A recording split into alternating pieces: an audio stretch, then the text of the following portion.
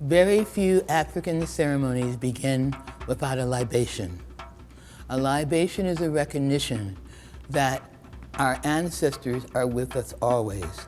And because we know they're with us always, and because we know that we are the recipients of their blessings, we give them honor by pouring water into the soil, by giving them nourishment to say thank you. Thank you for being with us. Thank you for paying for us. Thank you for being the shoulders upon which we stand. And when we do this, we say Ashe. And what Ashe says, let it be so. Let you know that my heart is carrying this message with full integrity, with full intent, because I truly recognize, dear ancestors, that we are your children, and we want to be dutiful because you're incredible parents. And so to our ancestors, to all of those known and unknown who came before us, who stood beside us, we pour this libation, we say Ashe, Ashe.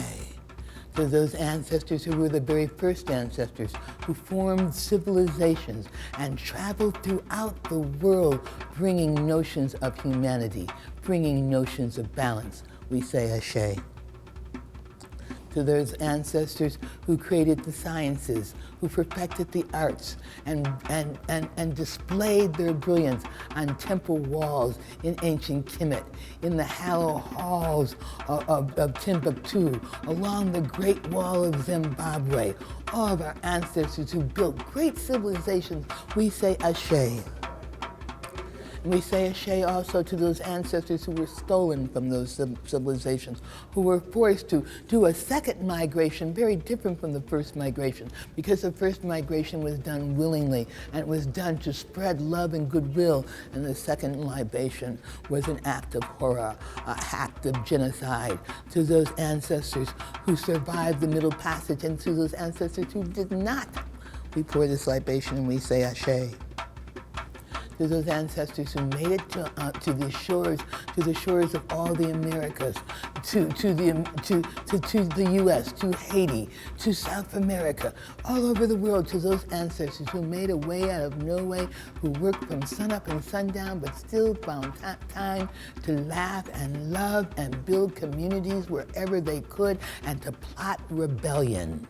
To those ancestors who always resisted, who always rebelled and demanded they would be free, we say Ashe.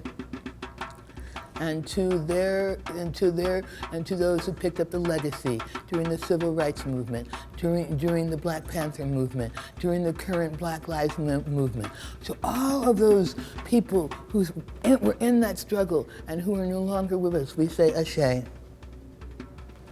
And to the next generation that's coming, that's going to pick up that mantle, that's going to carry the torch, who is going to tell the story of June 19th, tell the story of Tulsa, Oklahoma, tell the story of the Move encounter in Philadelphia, tell the story to all those ancestors who want us to tell the story.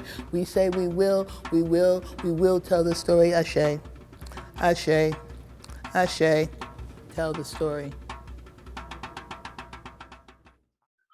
Welcome back to Hardiman House. It's been a little while, but we are back with another episode of Let the Ancestors Speak. This episode is entitled A Libation, a June 19th Celebration, and a long-awaited announcement. We began with a libation because that's what we do in the African tradition. When we want to come together as a people, we realize that when we come together, we also have to bring our ancestors who are with us always into the picture, into the room, and acknowledge them and give them gratitude for allowing them, for their work and their struggle at helping us to get to the place where we are. So we began with the libation. Then what you're going to see next is an excerpt that I did for a Juneteenth celebration for Seattle Community College, commissioned by Dr. Valerie Hunt, produced by Amin Graves, and film shot by Anthony Tackett of Tackett Studios.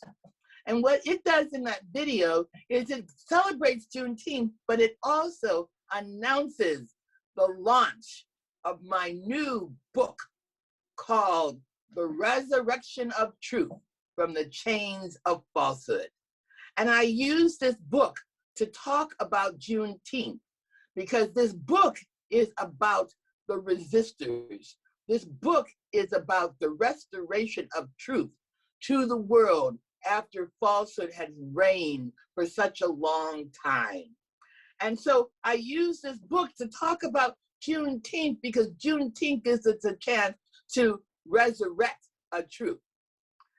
And then after you see the video, I have an announcement and some information about where you can buy the book, which is launching on the 20th of June and will be available from purchase from the Curry Brothers publishing company. I also would urge you to go to your web and put in ancestralart.com and see my webpage, which talks about the book and allows you to sign up to the mailing list. I'm excited. I'm excited to be back. I'm excited to be a channel for the ancestors. I'm excited to be able to tell the story, tell the story, tell the story. The ancestors have spoken and I have listened. Ashe, enjoy.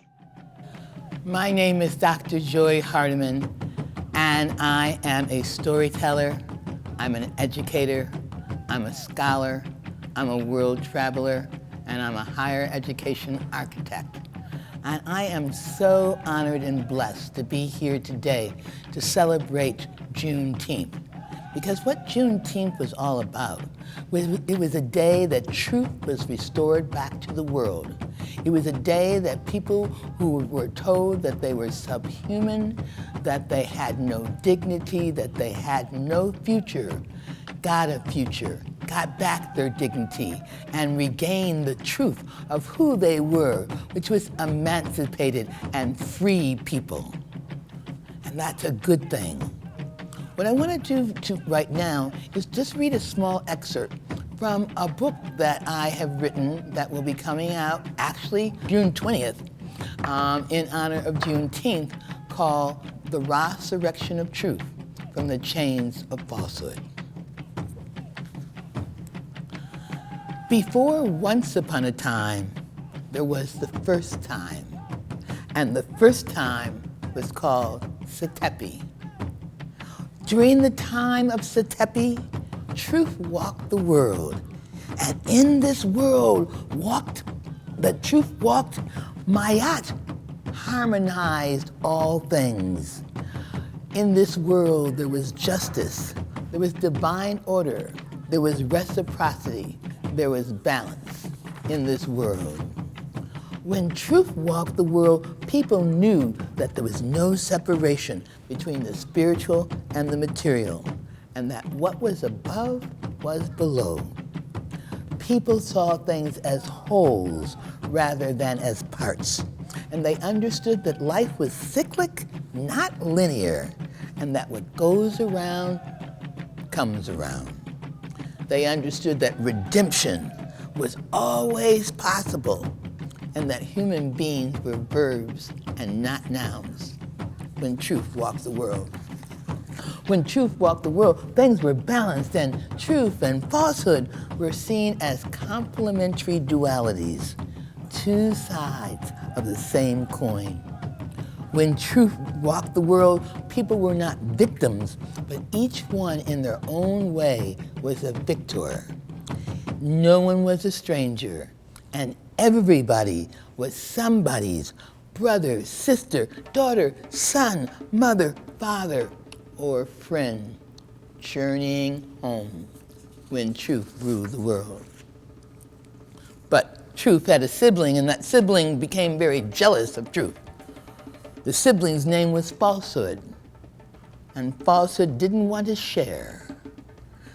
Falsehood wanted all the attention, all the admiration, all the praise, all the power. So Falsehood thought and thought and thought. And finally, falsehood decided that there was only one way to gain world dominance, and that was to destroy truth and capture all of her people. Falsehood hid behind a tree and impatiently waited to ambush truth. And when truth walked by, falsehood grabbed truth, threw truth on the ground, stepped on truth's throat, muzzled truth's mouth, hanged truth's hands, and kicked truth into a deep, deep, deep, dark pit.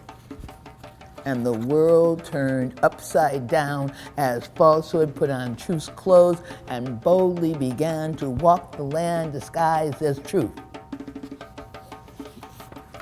And when this happened, the earth shuddered in horror, and Mayat and harmony disappeared, and everything turned upside down, and chaos began its reign. Truth's followers put on battle gears and came to conquer. They turned language into a weapon. They problematized the other, and they created binaries. They divided the world into either or and small, lonely places in between. Both and was replaced by black versus white, us versus them, rich versus poor, straight versus gay, old versus young, fat people versus thin people, Christian, heathens, able, disabled, light-skinned, dark-skinned, loved, hated, wanted, rejected, worthy, and unworthy. The book goes on to talk about how the world was when falsehood had enslaved truth. But it also talks about the resistors who came from the South, who knew in their hearts and souls that things were upside down and they were determined to seek truth. And that's what Juneteenth is all about. We are the resistors, and we are celebrating the resurrection of truth. On June 19th, truth came back and came into Texas, and the people knew it, and they celebrated, and they sang and danced and ate barbecue. And so it is an honor to be here in this celebration of truth on June 19th. And we just want to say to all of us out there, be a resistor, seek truth, maintain truth. Ashe.